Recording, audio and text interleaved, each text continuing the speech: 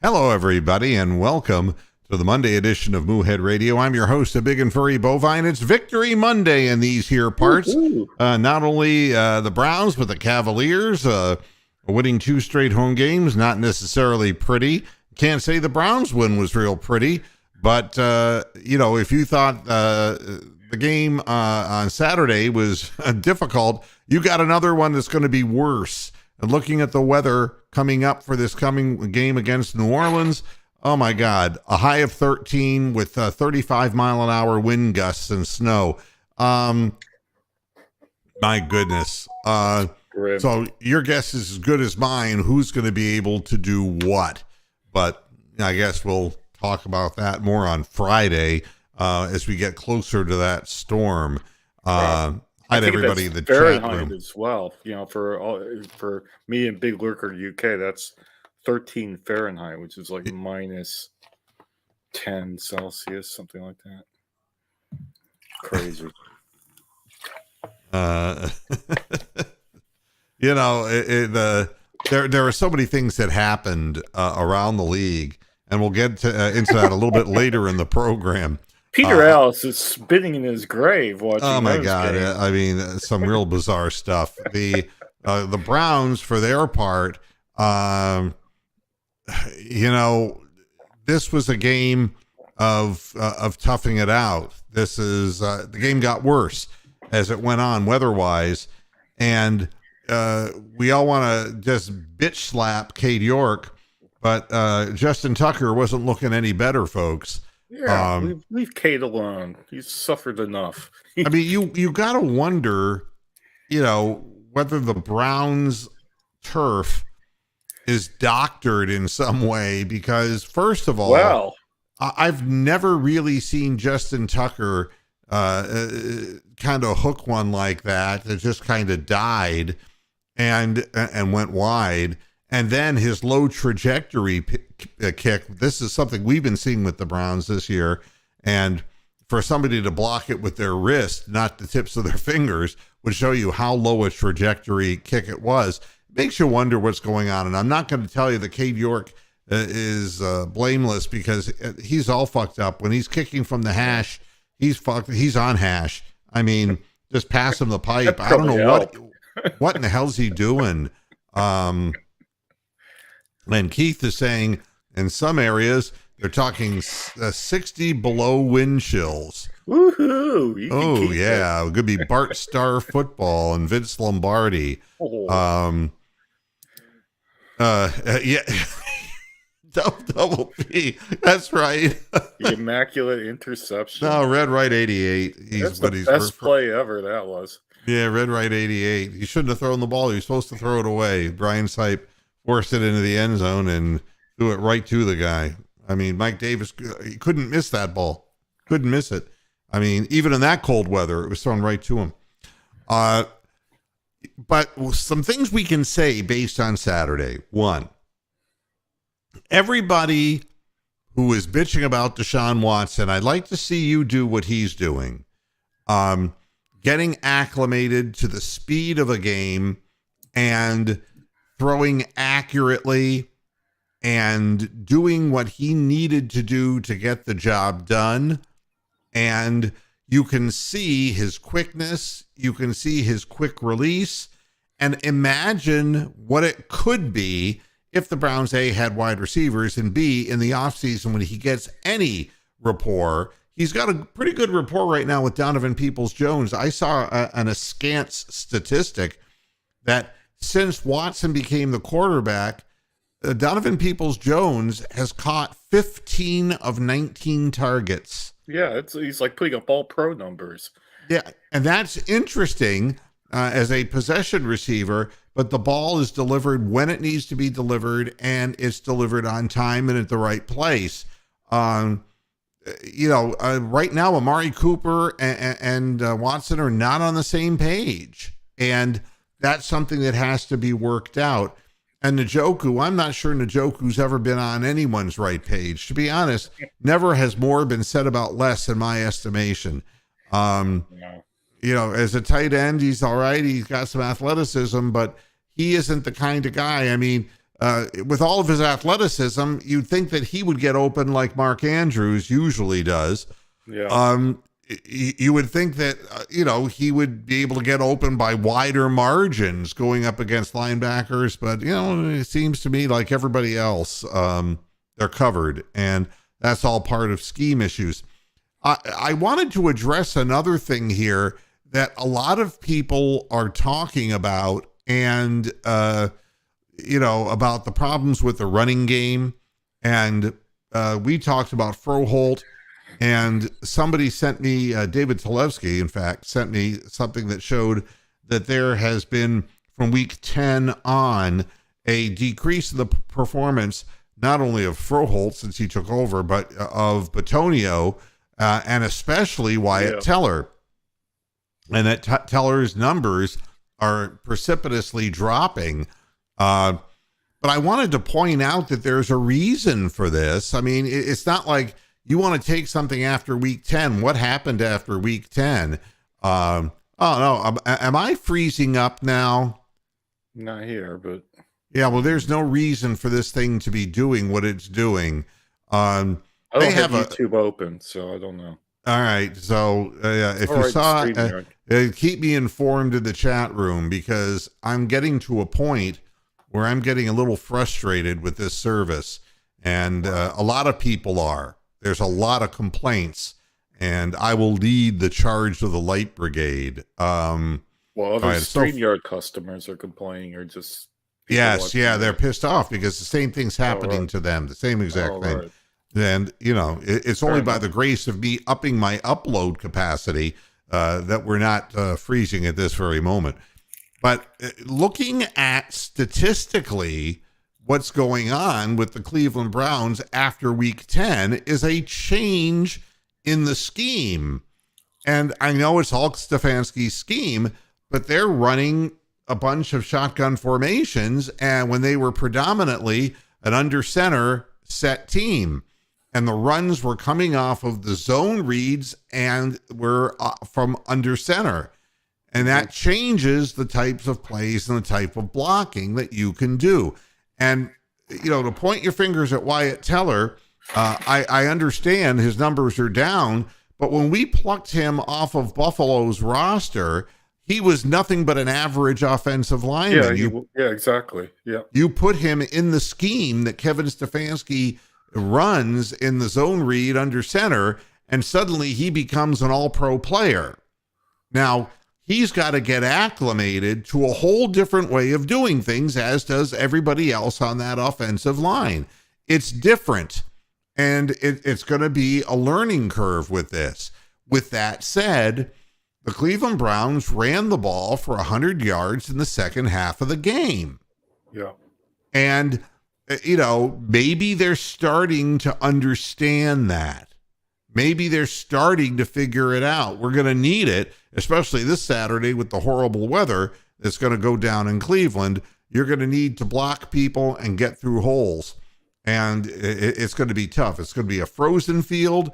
It's going to be a whipping wind of up to 35 miles an hour, they're saying. The kicking games will be absolutely affected, and the aerial game will be affected. So there's that. But from a statistical perspective, I thought it was interesting looking at the offense of the Cleveland Browns that Deshaun Watson had a 70.1 PFF number, and Kareem Hunt in 17 snaps to 76, but Nick Chubb only a 53.2. Nick Chubb's not a receiver. And there were some looks earlier in the game, and he just not comfortable coming out of the backfield catching passes. At the wide receiver position, Dalen Baldwin got an 83.3. Amari Cooper, though, in 48 snaps, Baldwin was only in 12 snaps. Cooper got a 76.8 in 48 snaps. Demetric Felton, the 59.1 in only 4 snaps, and including the first pass of the game. Donovan Peoples-Jones, only a 58.6, but he's catching the ball. And Michael Woods II had 41 snaps, but nothing to show for it, really. A 52.2 PFF number.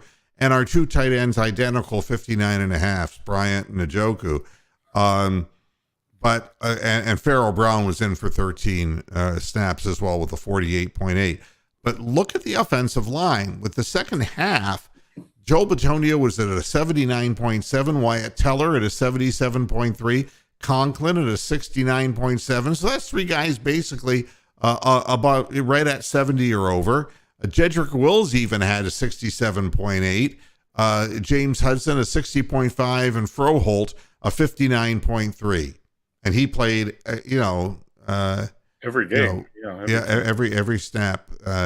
And, I thought that it's interesting that the running game got better as the passing game got a little bit smoother, and then we started running at them, and the Ravens caved. And that's one of the reasons why you don't see Joe Shipley in the chat room, because his team, which is supposed to be so rugged and manly, just got their ass kicked at the line of scrimmage. They did.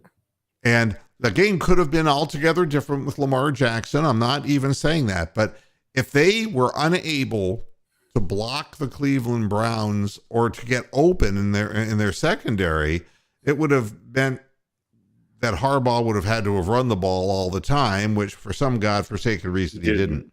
Yeah, he did. But they took passing game away from Huntley and made him really look like a clipboard carrier, is what it amounts to. And when the defense saw that the offense couldn't score, they quit. So you're a bunch of quitters, Baltimore. Yeah. And you can't tell me otherwise, because I know what it looks like watching the Browns, So, that's that. I think the good news for me is that the Ravens supposedly have the best defense of all the teams we've got coming up playing. I mean, we play the Saints, we play the Commanders, and we play the Steelers. Now, wouldn't people generally say that the Ravens have a better defense than those three teams? Now, if we're improving on the offensive line, and we're also improving on the communication between the quarterback and the skilled players, then maybe we'll get better each of the next three games, weather permitting and injury permitting and NFL commissioner permitting. So we could win the next three games. Not saying we will, but we're in the hunt. Yeah, and anybody, for those people who abandon the Browns, and for one, a dear, sweet former panel member on the show who stayed with the Panthers, way to go, Bucky. You got Sam Darnold now, and your team, the Panthers, I'm saying your team because you're identifying them as your team. All right? Wow. I don't know if you saw the statistics. It was unreal. I don't follow. It wasn't that Darnold played that bad. He actually had a 108.1 rating. Well, that's pretty good. Yeah, but the team ran the ball 16 times for 21 yards. And again, that's against the Pittsburgh Steelers. So we have to play these guys. So obviously they can stop the run somewhat. But the problem is when you give away your best running back for future draft picks because you don't have a quarterback, that's what ends up happening. You only get 21 yards on the ground. And, you're happy with Steve Wilkes as your head coach. Well, get used to it because he's a defensive coordinator. He knows nothing about offensive football, and you're going to be scoring very few points. He is the Lovie Smith of another city.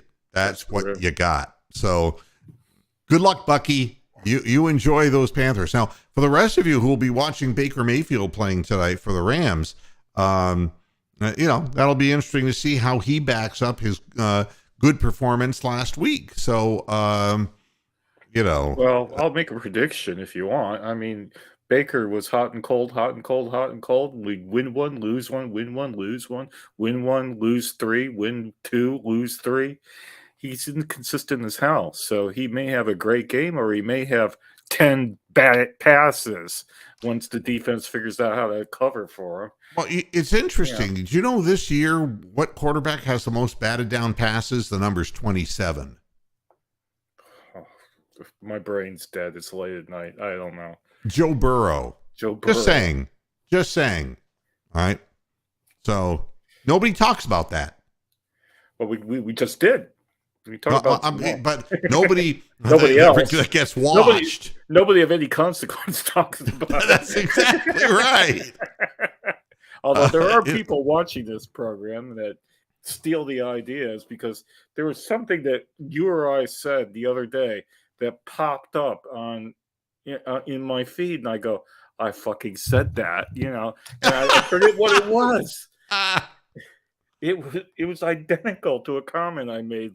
It popped up 3 days later in my feed. It happened all the time on Cleveland.com back when they were actually a Cleveland sports site. Yeah.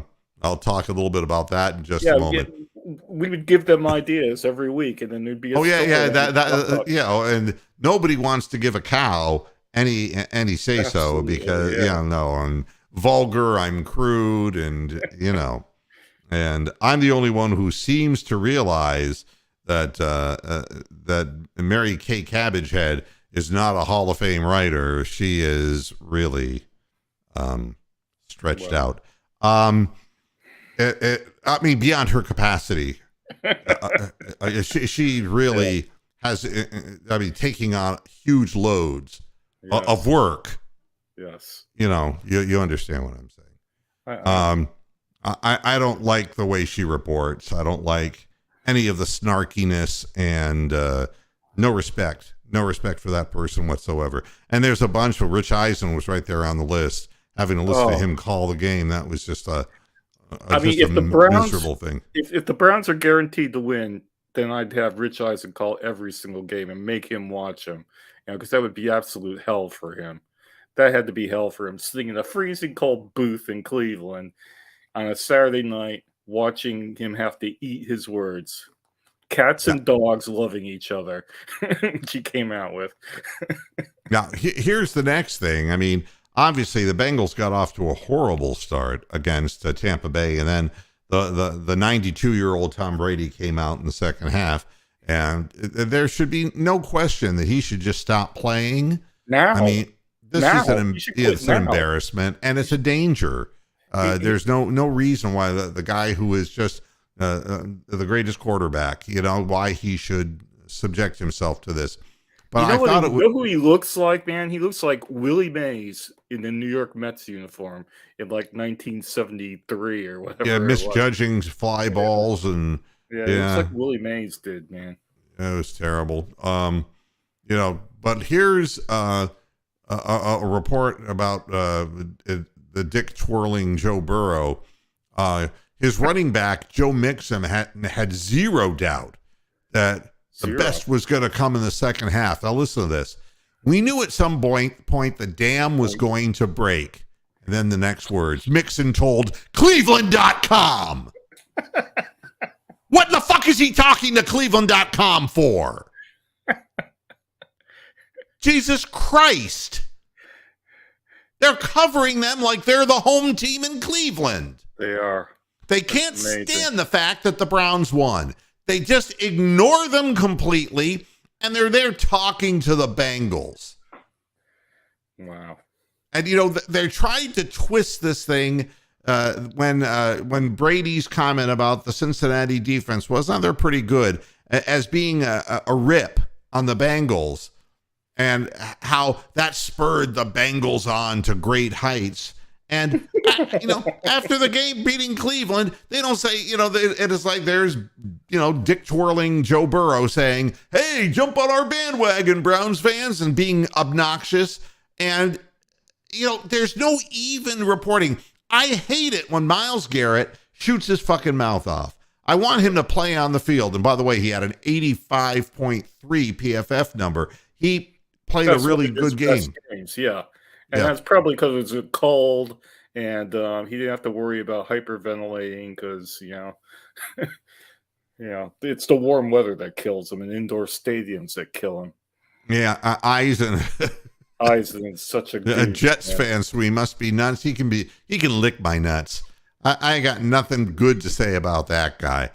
But I'm getting all of this early stuff out of the way, and it would be a lie to say that Deshaun Watson, is not. He's getting more comfortable back there, and he's starting to get his swag back, and that's good to see. We're going to need that. And to everybody who hates him, I love him. I think he's a great quarterback. I thought he was a great quarterback before he came to Cleveland. I think he was a great quarterback in college. I think he's a superstar quarterback, and I'm happy to have him in Cleveland. What I'd like to see him have more weapons. Go ahead. You know who also loves him? Jacoby Brissett, man. Those guys look like the best buddies in the world. Chatting away and congratulating each other and sitting down and having fun and all. It's funny. Baker Mayfield could be the world's worst teammate, and people are going to love him. And nobody has ever said that about Deshaun Watson being a bad teammate and being a separator of people, a divider. Because if he was, they would have said that. They would have absolutely said that. We'd have known by now. We would have known about it. Oh, we would definitely. Yeah. Instead, all they can do is point out his predilection toward wanting to get it on with the ladies, and the ladies who were okay with it. I mean, who took money for it. I mean, I don't know what to tell anybody who sees this any other way except go away from me, leave me alone, leave Cleveland, and never come back. The fact of the matter is, Deshaun Watson is a qualified, good quarterback. And if you give him weapons, he's a great quarterback. And I think you're going to see it in Cleveland. I really do. And that's all I have to say about that. Again, a week where the defense is forcing turnovers. I always hate this because every inept defensive coordinator we ever had ends up blowing it, not making the playoffs, and then the last couple games of the year they look good and we keep them. Yeah. And I just don't want to see Joe Woods on the as a Cleveland Brown sideline guy this coming year. I don't like that. Now on to the weird shit. Good. I mean, what's weird? It's as weird as you could get. The New England Patriots, of all teams, Bill Belichick. Bill fucking Belichick. Yep. I mean, Mumbles is going to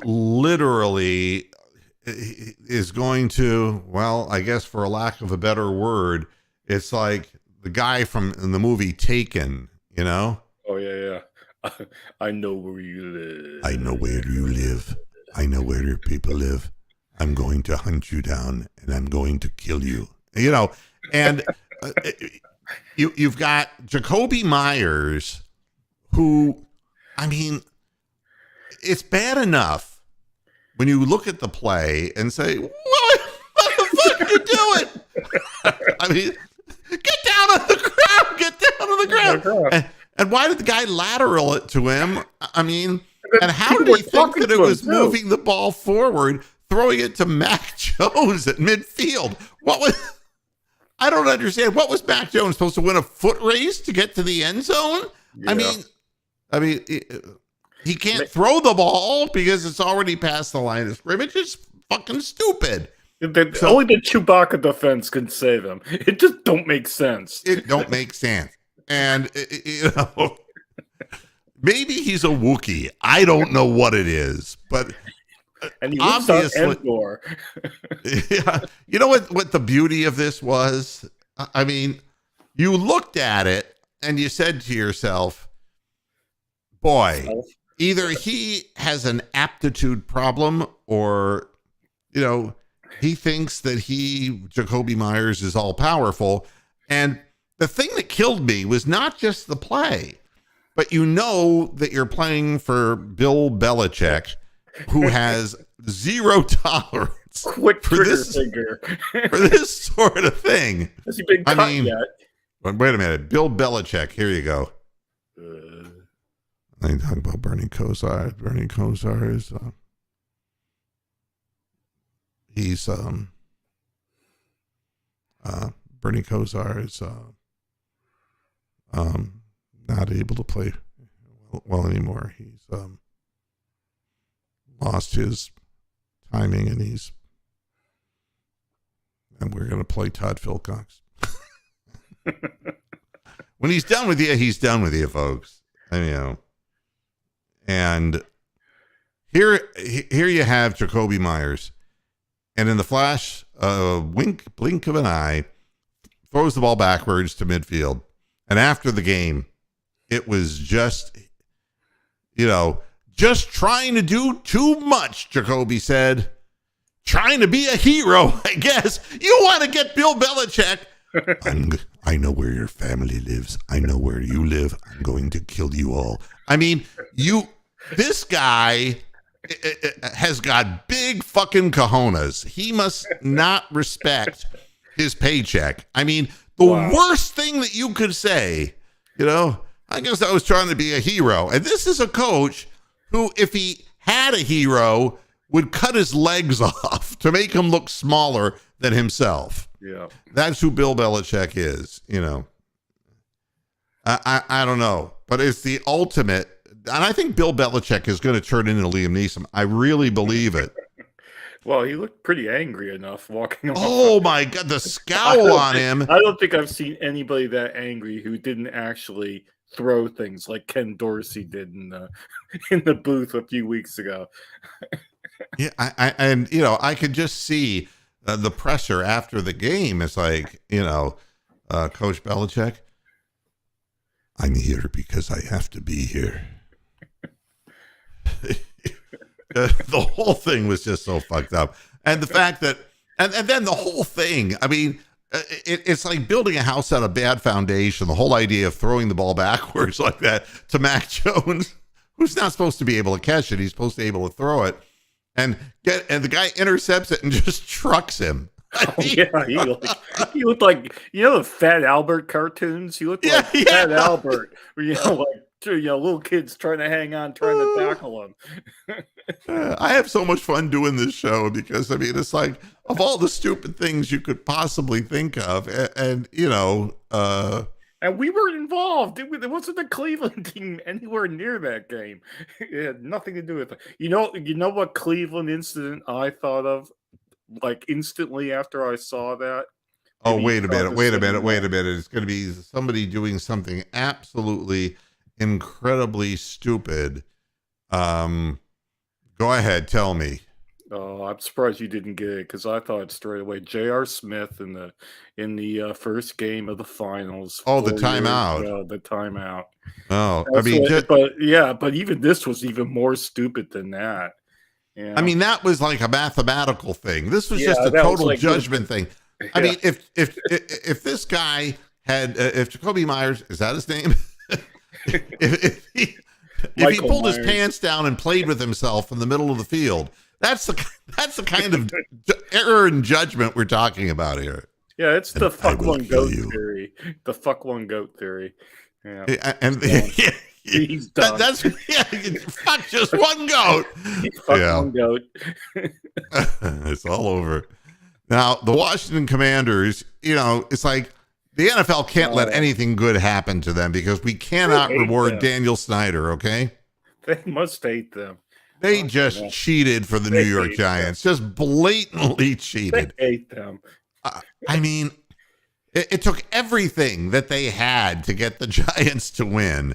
And who really cares a game between the Giants and Washington? Although they cared because there are, all kinds of playoff implications, which will tell you how weak the conference is over there. Everything is, yeah. But there were just incredible calls, an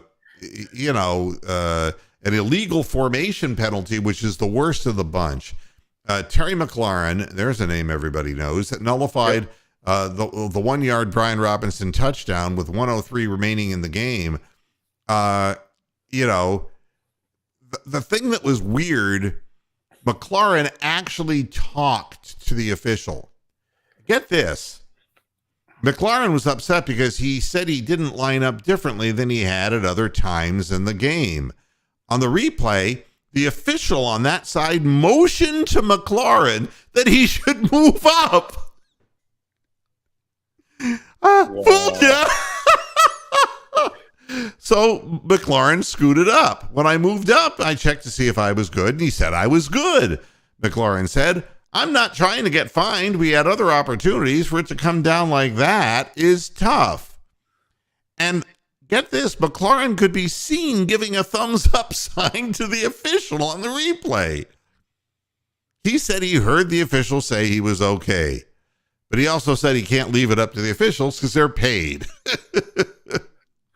It's frustrating. I pride myself on paying attention to detail.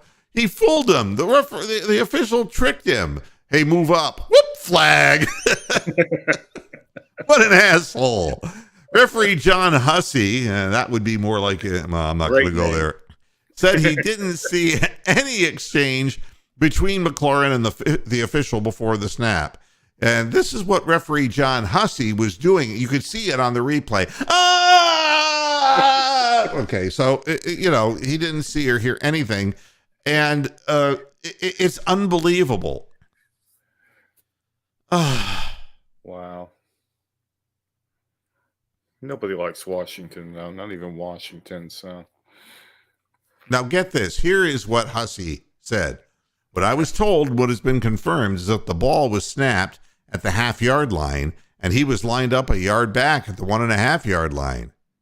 In order to be deemed legal, he needs to break the belt line, the waist of the center. This is like the tuck rule. When have you ever heard this before? Never. What does he have, never. A fucking protractor, and he has it on the field? He can line up how you're lined up with the belt of a fat guy snapping a football? Make that stop, dear Cod. I mean, that's why the penalty was called. He was not in legal formation because he was not breaking the waistline of the center.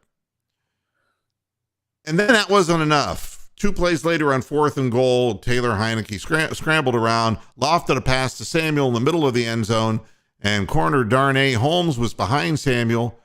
Heinicke said, oh yeah, when he thought if there was pass interference, the dude had his arm around his neck. I mean, and this is, and they have a fucking picture of it. Of the arm around the neck. He has his arm actually on his left bicep, preventing his left arm from going up to catch the ball. So there's contact well before the ball got there. And then Hussey told a pool reporter that Holmes's coverage on Samuel didn't rise to what they felt was a restriction.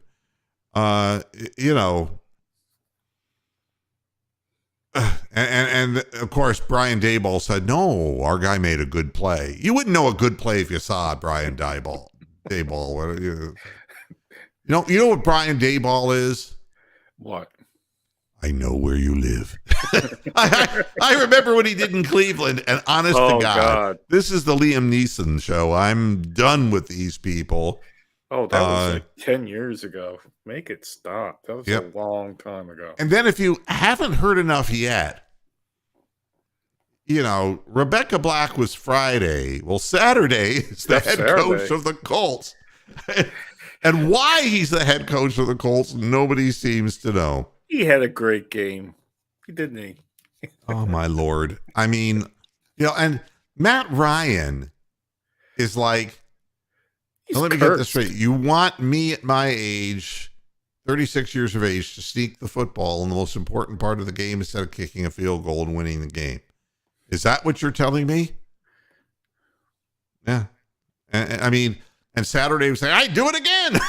It's like, that's like a serial killer. That's like a pedophile, Go ahead, put me in the slammer. I'll get out and I'll do it again. There's a sickness to these people, honest to God. Wow. His team blew a 33-point lead. That's the biggest collapse in the history of the NFL. And again, the post game was lined with his constant barrage of, I do it again. I do. If I were a Colts fan, I'd find out where he lives, and that would be the end of it. I mean, this guy has no credentials to be a head coach.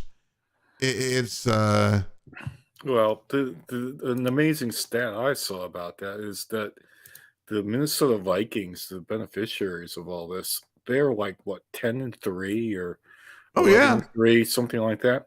But you know what their point difference is? No. -1. Can you Unreal. imagine being like a 10-win team and have your differential be -1? That doesn't bode well when you have to play real football teams in January. Yeah, I mean, everybody when he hired Saturday said, it's an Ursay move, and it's like, no, that's not a good idea. But now it's obvious. I mean, what can he do? He'd only coached a high school Christian academy. What would he know? Why would he be any better than this? And now it's like, has there ever been an interim coach who was fired while he was an interim coach? Probably. And so that's what people are asking all over the internet now. Yeah, that might have happened in Cleveland. I don't know. Maybe one day a former player will become, a head coach of a football team by working his way up the proper way instead of being the best buddy of the owner of the team. But, again, it's the fans who end up suffering on all this, and the owner just keeps making more and more money. It's just wow. That's right, Keith. He snapped the ball. Oh yeah, he's like Jim Otto and Mike Webster and all these guys that were centers that are now dead or Brain wish damage. wish they were dead. Yeah. Yeah, that would I don't know what to say about the whole thing except everything was just bizarre. And here's Robert Saleh, who now is at 500. Yeah. And this is what I want to say about Robert Saleh. I would love to have him as a defensive coordinator. Okay. Yeah. And he's got obviously, a real image, a tough guy image kind of thing. And he's a real motivational kind of guy. Yeah. Emotional kind of guy. Well, Zach Wilson, who he benched for 3 games, and he had to play him because Mike White ended up with busted up ribs, he defended Zach Wilson, but wouldn't give him the starting assignment for this coming week. But he was non-committal who's going to play against the Jacksonville Jaguars, saying that Mike White still was being evaluated by doctors. But the point of this, this is the comment from Saleh, and he goes, the frustrating thing is that this kid is going to be a good quarterback, but the NFL and this new instant coffee world that we're in just doesn't want to give people time, Saleh said. So we look at him and he's just nitpicks with a fine-tooth comb. Well, you benched him, dude, for 3 weeks so that Mike White, who could play, so you couldn't have thought that much of him. And I know that fans turn on the quarterback faster than anything. But Wilson threw for 317 yards, but had a bad third quarter interception, and he missed a lot of guys who were wide open.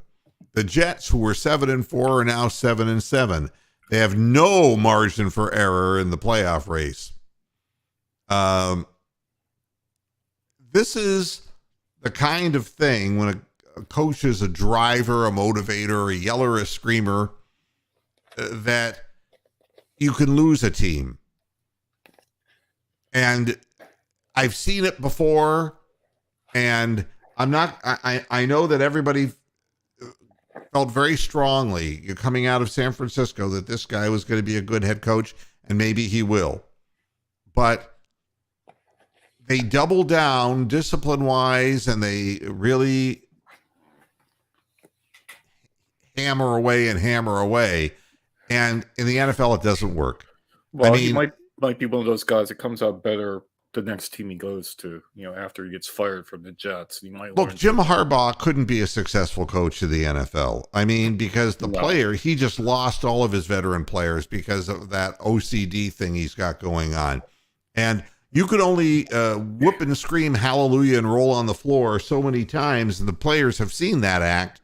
And if you start losing, you got to start doing something to have better players or whatever the situation is. But that's going to be tough for Saleh. He's done a fine job in New York, better than anyone could have expected, but it's starting to go south now. And that's, I guess, something to keep our eyes on. There was so much that was so screwy. By the way, the Packers have released Sammy Watkins. Wow. Yeah, well, I mean... Is he dead? No, but perpetually injured. It was an experiment to begin with. Romeo Dubes is set to return from an ankle injury. So that means that the Packers receiver group will be at full strength, which is funny to me because their receiver room in Green Bay is nothing compared to what it used to be.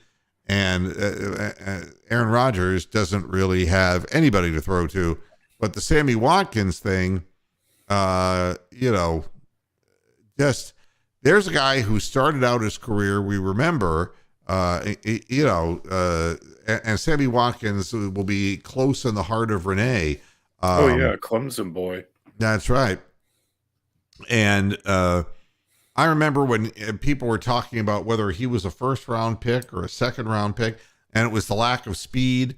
He was kind of more like a Jarvis Landry kind of guy, but he didn't have the body for it. Playing in the slot, you just get hammered in the NFL, and he has had one injury after another. He's only 29 years old, but he only had 13 catches for 206 yards and no TDs this season, and they signed him to a one-year, $1.85 million show-me, contract, and he ended up, after 3 weeks, pulling a hammy.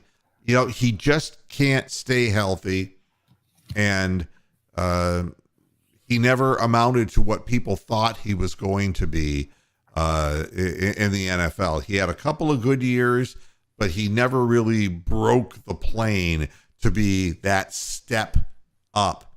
And now he's unemployed, not likely to find his way back in, I wouldn't think. No. So that's that. Before I get out of here today, the Cavaliers, I would be remiss. They won 2 games, and I can't say they're playing their best basketball. The last game, they had to hold on tight at the end and get a defensive stop against a team, the Mavericks, who didn't play Luka Doncic. I mean, it's like, they had everybody hurt, didn't they? Everybody was hurt. They just were winning most of the game, and the Cavaliers came back just like they came back in the fourth quarter in the game before that. Cavaliers are good. They're 20-11 right now. They're playing at about a 52-win pace this season. That's 52-30 for those people who are a little math challenged. I mean, a 52-30 team, if they were to continue doing what they're doing, that is considered a really solid record in the NBA. But but we go up against the Utah Jazz. This is significant for a couple of reasons. It's kind of a welcome home to Lauri Markkanen, who's doing really great things for the Jazz. But it's Donovan Mitchell, who has just been off the charts good for the Cavaliers, and it's going to be interesting to see him play against his old team.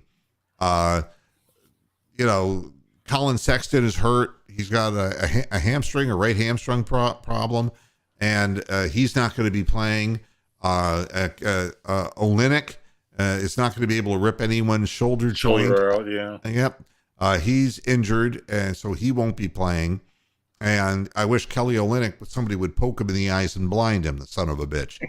And no, I'm serious. No, I After agree. that Kevin Love thing, that ruined that season 6 years ago. yeah, fuck that son of a bitch. I mean, live. that's just not a basketball play, and that kind of thing is. No, I agree. There's no place for that. I'd have thrown him out of the league for doing that. That's crap. But at any rate, they still have plenty of nice players on that roster, and they really rely a lot on bench scoring. They have Mr. Hot and Cold Malik Beasley, who is notorious for having a nickel head. Got a lot of talent, but he's got a 5-cent head, and he's a problem child. But he started out this season on a tear, scoring 20 points a night off the bench. And more recently, he's kind of slowed down and has had some bow wow games. Jordan Clarkson, who's in their starting lineup as a point guard, he's a score first volume shooting guy, and he's done very, very well for Utah, playing in a more of a free form offense. Mike Conley's their veteran point guard, who's 35 years of age right now. Rudy Gay is technically on the roster, doesn't play very much. He's 36 years old. Lauri Markkanen is having a season. He's averaging like 22 points a game, and good for him. And it's going to be interesting because he can go down low, and if he'd have stayed in Cleveland, he'd have been a behind the arc, wait to get the ball and shoot the ball from behind the arc kind of player.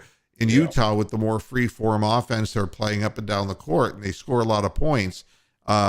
He's able to get the ball down in transition, down low, and he's doing damage down there as well. He's not just hoisting threes. And the interesting part of this is, will Evan Mobley be covering Lauri Markkanen, and will Markkanen be trying to take him back behind the three-point arc so that the Cavaliers won't be as big down low and to take away some of that rebounding capacity? Like I said, Olynyk isn't playing, but Jared Vanderbilt is a big, strong guy out of Kentucky, and he's a power forward, and he can rebound. I think that this team, they're 17-15, and they were supposed to be one of the worst teams in the league, really. Wow. So they've done a real nice job. And I'm getting asked a question. Kevin Love looks like a mummy compared to last year. And I don't know, he got the whole season in, but this year the back has started up. And everyone says it's a thumb because of what happened, but that's not the story. He's having back trouble. And that's why all of his shots are short. He's not getting his legs in, because when you have a lower back problem, and raise your hands out there, because I know I got one. It hurts, yeah. Yeah. You're not going to be able to get extension. He doesn't have any hops anymore. He's not an effective rebounder like he once was. So it's definitely been a down year for Kevin Love. And seeing as how he, more than anything, has been a get down the floor in transition and get behind the 3-point line and fire him up. And he's not making them this year. So that's a little bit of a problem there. But again, I think that the Cavaliers have a good opportunity, but what it's going to require is that we get more out of Jarrett Allen, who's kind of gone quiet on the scoring end. We need to get the ball down to him down low, and to let him take advantage of the fact that you pound the ball down low a little bit. We don't have a legitimate fifth starter. Isaac Okoro is starting at a guard position, and he's not, of course, a power forward, and that puts us at a disadvantage on the boards. And he can't shoot to save his soul. It's going to be interesting to see how it plays out. Cleveland's, I believe, going in like a 3 or 4 point favorite in this game. And I'm proud of the way the Cavaliers have been fighting and playing. God only knows on the road, it's been 6-9 and 14-2 at home. Is that right? And I mean, that's, and it's all in Darius Garland. Darius Garland shoots the lights out in Cleveland, when he gets on the road, man, he can't hit the broadside of a barn. I've never seen a disparity of 50% shooting at home from the field and only 34 from the field on the road. Maybe very, very backgrounds strange. And, I don't know. But, the one thing that's really nice to see is that Donovan Mitchell isn't falling in love with the three-pointer. He is taking that ball to the rack and using his physical strength, and it's something to behold. We haven't seen that since LeBron James, just the raw strength. And he's not big like LeBron, but he's a brick shithouse when you look at him physically. He can hang, and he can horse that ball up while he's hanging. I mean, some of the layups that he's making, it doesn't look like he could possibly get to the basket, and somehow he's scooping them under and on his way down, he's still putting them off the backboard softly. He's having one hell of a year. So it's going to be fun to watch that, and that's going to be on Bally Sports Ohio. Yeah, that Dallas game, I don't know, it started quite late. It's like 1 a.m. here, and I think I watched the first quarter and a half, and we were doing nothing, and I just thought, well, it's 2:00 in the morning. I'm going to go to bed. They're probably going to lose. And I wake up and look at the score and see they win in overtime. So you never know with this Cavs team. But if they're at home, chances are they're going to win. And they need to get more consistent coming out and starting games well. They need to get fired up and really play more consistent basketball for 4 quarters as opposed to thinking they can come back from double digits in the fourth quarter like they have the last 2 games they've played. That's not a good way to win in the NBA, and it tires you out, especially when you're playing back-to-backs. It can be very difficult. So it's at a 7:00 game. 7:00, so I'm out of here. All right. So, it won't start till about 10 past. You got to get all those Kia adverts in the 20-minute player introductions, and got to keep an eye on Cleveland. You got to keep an eye on Cleveland out there, Charles Barkley says. It's great having Victory Monday, and we'll be back on Friday to do the pregame show, in essence, for Saturday's Snowfest. And everybody have a good week. And thanks a lot for tuning in, and I'll be back again on Friday. Until then, hasta la vista, pass your heads, and go Cavs. Good night. Go Cavs.